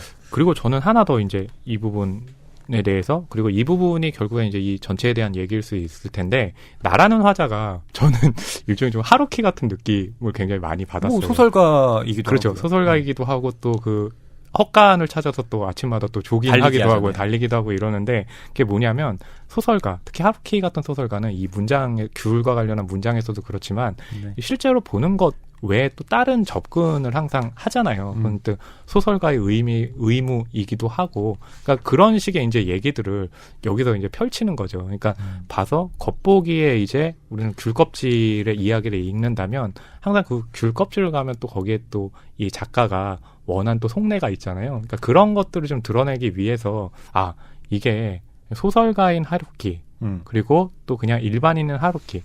사실은 하루키라는 인물이 아니고 다른 인물일 수도 있지만 그렇게 또 떨어져서 접근을 할 수도 있는 거잖아요. 그래서 그런 쪽으로까지 좀 생각을 하게 하는 대목이 아니었나 하는 느낌도 받았습니다. 일종의 자전적 요소가 네. 결합돼 있다. 자전적 요소도 있긴 거군요. 하지만 사실 그렇잖아요. 소설 쓰시는 분한테 우리 이런 얘기 많이 하잖아요. 이 사람은 어디서 가져온 건가요? 라고 얘기할 때 항상 작가님들이 공통적으로 얘기하는 건 뭐 내가 가진 요소도 들어가 있고 그쵸? 다른 사람의 요소도 들어가 있고 근데 우리는 그것을 이제 분리해서 생각을 하려고 하는데 또 쓰는 사람은 사실 분리하는 게 아니라 다 이렇게 섞어버리잖아요. 그런 부분의 얘기가 아닐까라는 느낌도 좀 받았습니다. 자, 이제 나는 헛간을 그가 태운다 네. 라는 얘기를 듣고 동네 지도를 사옵니다. 맞아요. 예. 그러고 나서 집 주변에 헛간이 있는 지점을 표시하고 네. 날마다 그 헛간이 있는 코스를 달리면서 네. 그가 과연 어떤 헛간을 태울지를 네. 확인하려고 해요. 그리고 그 조건들을 막 따져보죠. 이 헛간은 탈 게 별로 없으니까 안 태우겠군. 뭐 이런 식으로 이제 따져가면서 태울 만한 헛간들을 이렇게 줄여나가는 거죠. 좁혀가죠. 근데 왜 이렇게 네. 이 헛간을 태운다는 것에 대해서 네. 이 정도의 관심을 갖게 된 걸까요? 일단은 첫 번째는 이제 소설가이기 때문에 그 자기가 이렇게 접해보지 못한 인물형이기도 하잖아요. 그리고 거기서 또 헛간을 태운다라고 했을 때 그게 실제로 헛간을 태우는 건지 모르겠지만 그것에 대한 일종의 호기심이 있었을 거고 그러다가 그것이 또 계속해서 지금 이 일상처럼 집착이라고 하긴 그런데 뭔가 이렇게 규칙으로 나간 것이 아닐까 생각을 하는데요. 어떻게 생각을 하세요? 뭐 그런 소설가로서 네네. 있는 그대로 사물을 네. 보겠다라는 네네. 그런 호기심도 그렇죠. 물론 작동을 했을 것 같고요.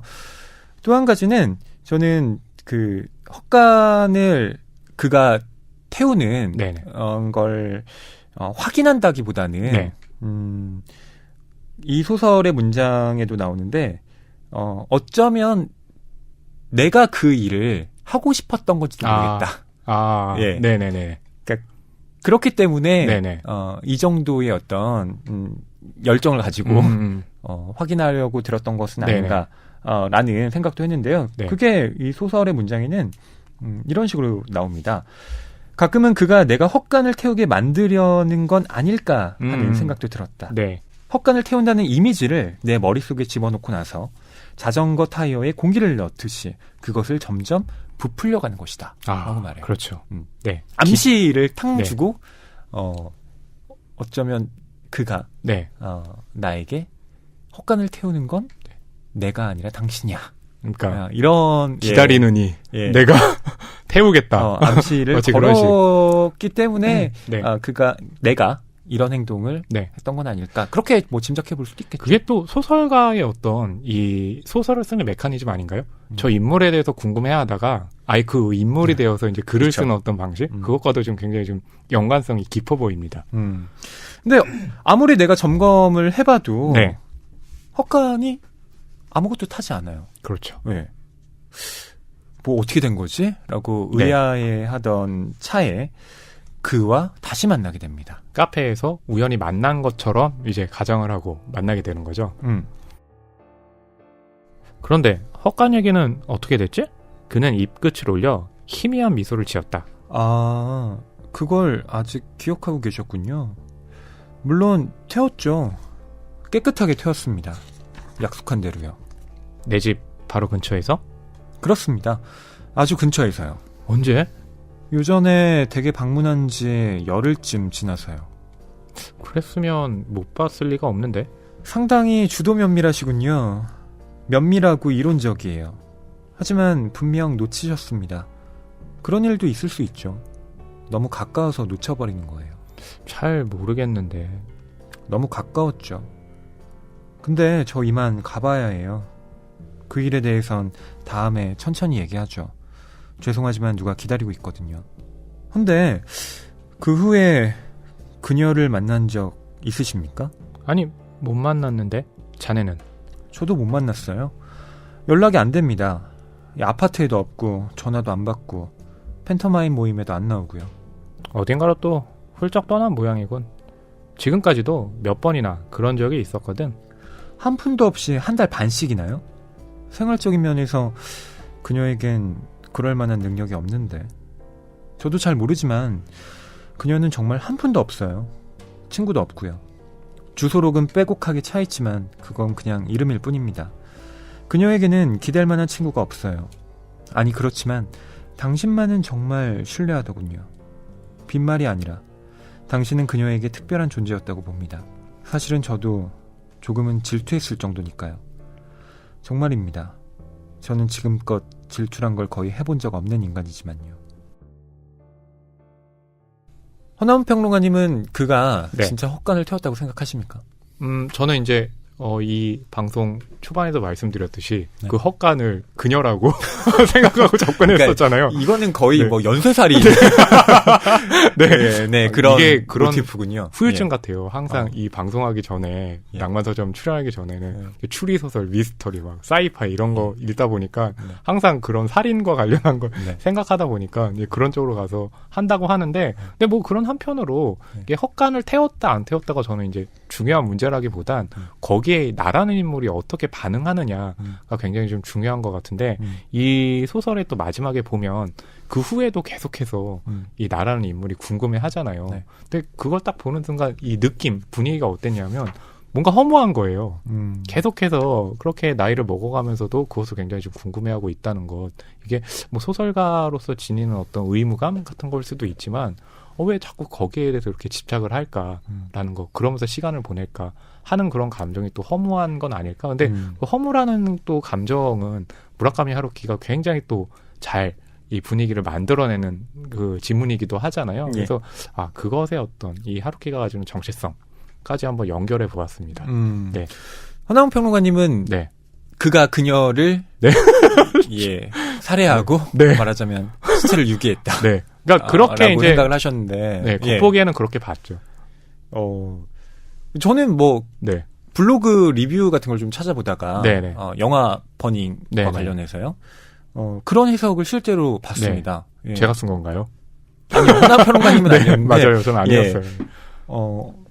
상당히 많은 분들이 네. 벤이라는 인물이 네네. 이제 해미를 음. 살해했다. 네네. 네, 이렇게 해석을 네. 하시더라고요. 그렇죠. 근데 저는 조금 다릅니다. 그렇죠. 그 네. 다른 식의 해석이 가능하다는 어떤 부분들을 또 영화에서도 그쵸. 보여주고 있는데요. 네. 예, 말씀을 좀 더 해주시죠. 저는 우선 소설에서도 그렇고 영화에서도 그렇고 네. 그가 헛간을 태웠다고 생각해요. 그렇군요. 정말로. 네네. 네. 그러니까 나의 집 주변에 있는 어딘가에 어떤 헛간을 이제 헛간? 분명히 태웠다고 영화에선 생각합니다. 비닐하우스죠. 예. 네. 그런데 전제를 해야 될 건 뭐냐면 네. 그건 내가 지금 경험하고 있는 A의 세계에서의 헛간이 아니라 네네.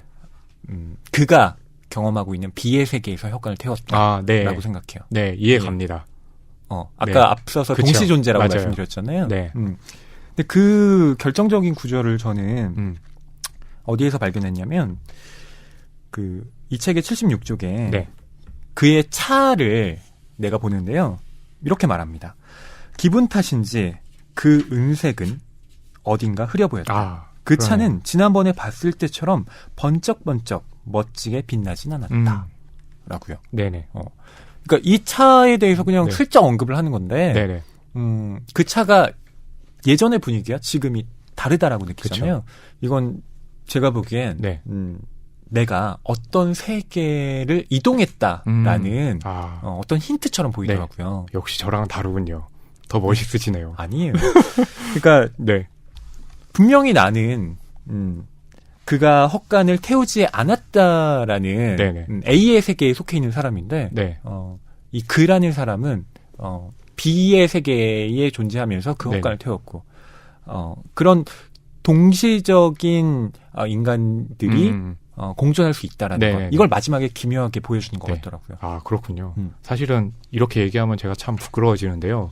저는 이 대목을 어떻게 해석을 했냐면 네. 저는 그렇게 반짝반짝 빛내는 은색 차인데 아마 채찰 안 했나? 아니 그게 아니라 차로 그녀를 그래서 차가 이렇게 그것 때문에 이런 식으로 접근을 한 거예요. 예, 참 제가 너무 참 스릴러적인 요소에 맞아요. 많이 그렇게만 했는데 해석을 사실은 하셨구나. 지금 이렇게 계속 오늘 이 하루키의 얘기를 하면서 이게 겉으로 드러난 제가 이제 해석한 어떤 그 이야기 같은 경우는 그냥 되게 표면적인 거잖아요. 예, 지금 그리고 그 속을 더 들어가야 되는 거잖아요. 아마 그 부분에서는 이제 제가 너무 겉핥기만 한 거 아닌가 하는 생각도 드네요. 저는 영화를 보면서 네. 그 해미의 어머니와 네네. 또 언니가 네. 그런 얘기를 합니다. 네.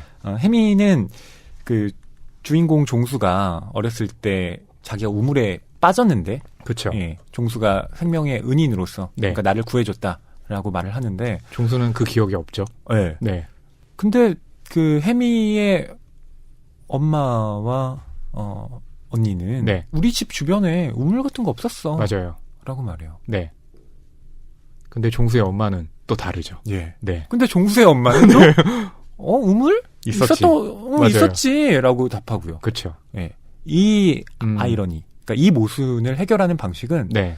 그 동시 존재가 아니고서는 네네. 예, 잘 납득이 안 되는 아무래도 영화의 그렇겠죠. 장면이기도 하더라고요. 네네네. 그러니까 저는 해미가 사는 A의 세계와 예, 또 다른 인물들이 사는 B의 세계가 네네. 어떻게 예, 그렇게 엮이는지 그걸 이창동 감독도 네.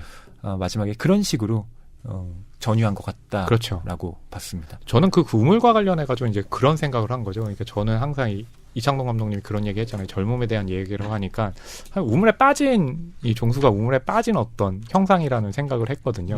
거기서 이렇게 어른들이 구해주느냐 구해주지 못하느냐 이제 그런 얘기를 하면서 또 동시존재라는 얘기를 하니까 이런 사람도 있고 저런 사람도 있고 그러니까 우물에 대해서 생각하는 것도 굉장히 다르잖아요. 그러니까 기억이라는 것은 그 개인의 어떤 경험과 또 삶의 어떤 축적에 따라서 많이 달라지잖아요.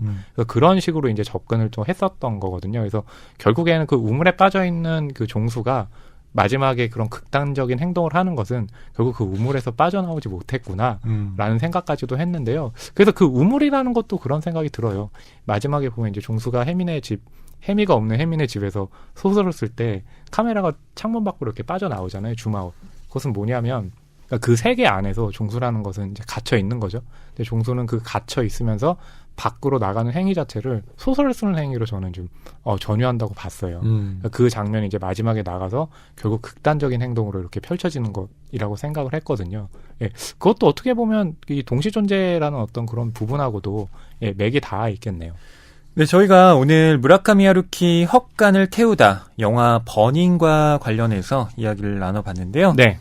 이쯤에서 또 허나웅 네. 평론가님의 한 줄평 들어봐야 되겠죠? 네. 저는 이 헛간을 태우다를 읽고 이 소설에 대한 한 줄평은 이렇게 정했거든요. 네. 여기엔 내가 있고 저기엔 네가 있다. 네. 조금 설명을 그러니까 부탁드릴게요. 결국에 전 그런 것 같아요. 그러니까 거울이라는 것이 이제 중간에 있다고 생각을 했을 때 여기에 내가 있고 사실 저기에 이제 저 다른 세상이 또 있는데요. 같아 보일지 모르겠지만 사실은 다른 어떤 세계인 거잖아요. 예, 그런 의미를 담아서 여기엔 내가 있고 저기엔 네가 있다로 정했습니다. 허희 평론가님의 얼굴에 뭔가 이렇게 좀 모호함의 기운이 모락모락 피어나네요.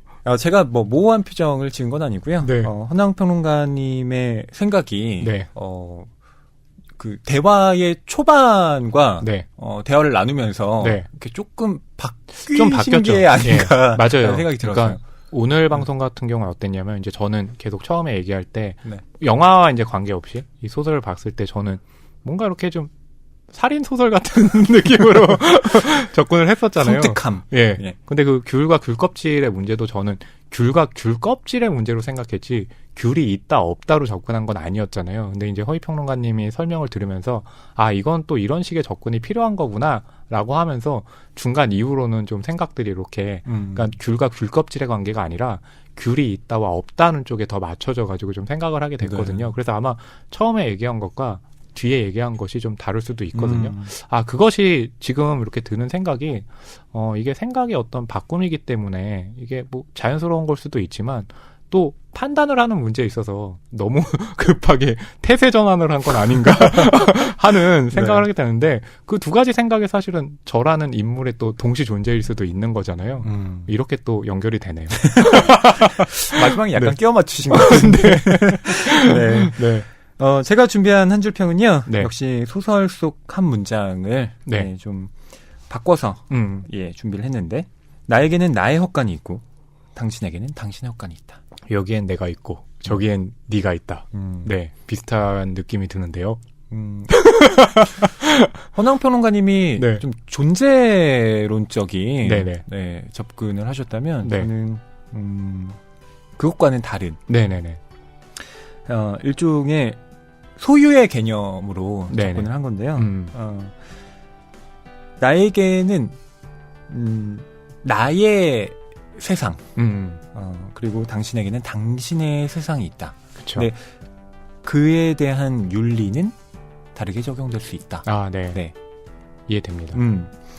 그런 생각들을 이 소설을 통해서 다 하게 됐습니다. 맞아요. 그러니까 평이라기보다는 역시 네. 감상에 가까운 네. 그냥 한 줄이네요. 네. 저만 또 주관적인 평이 됐네요. 네.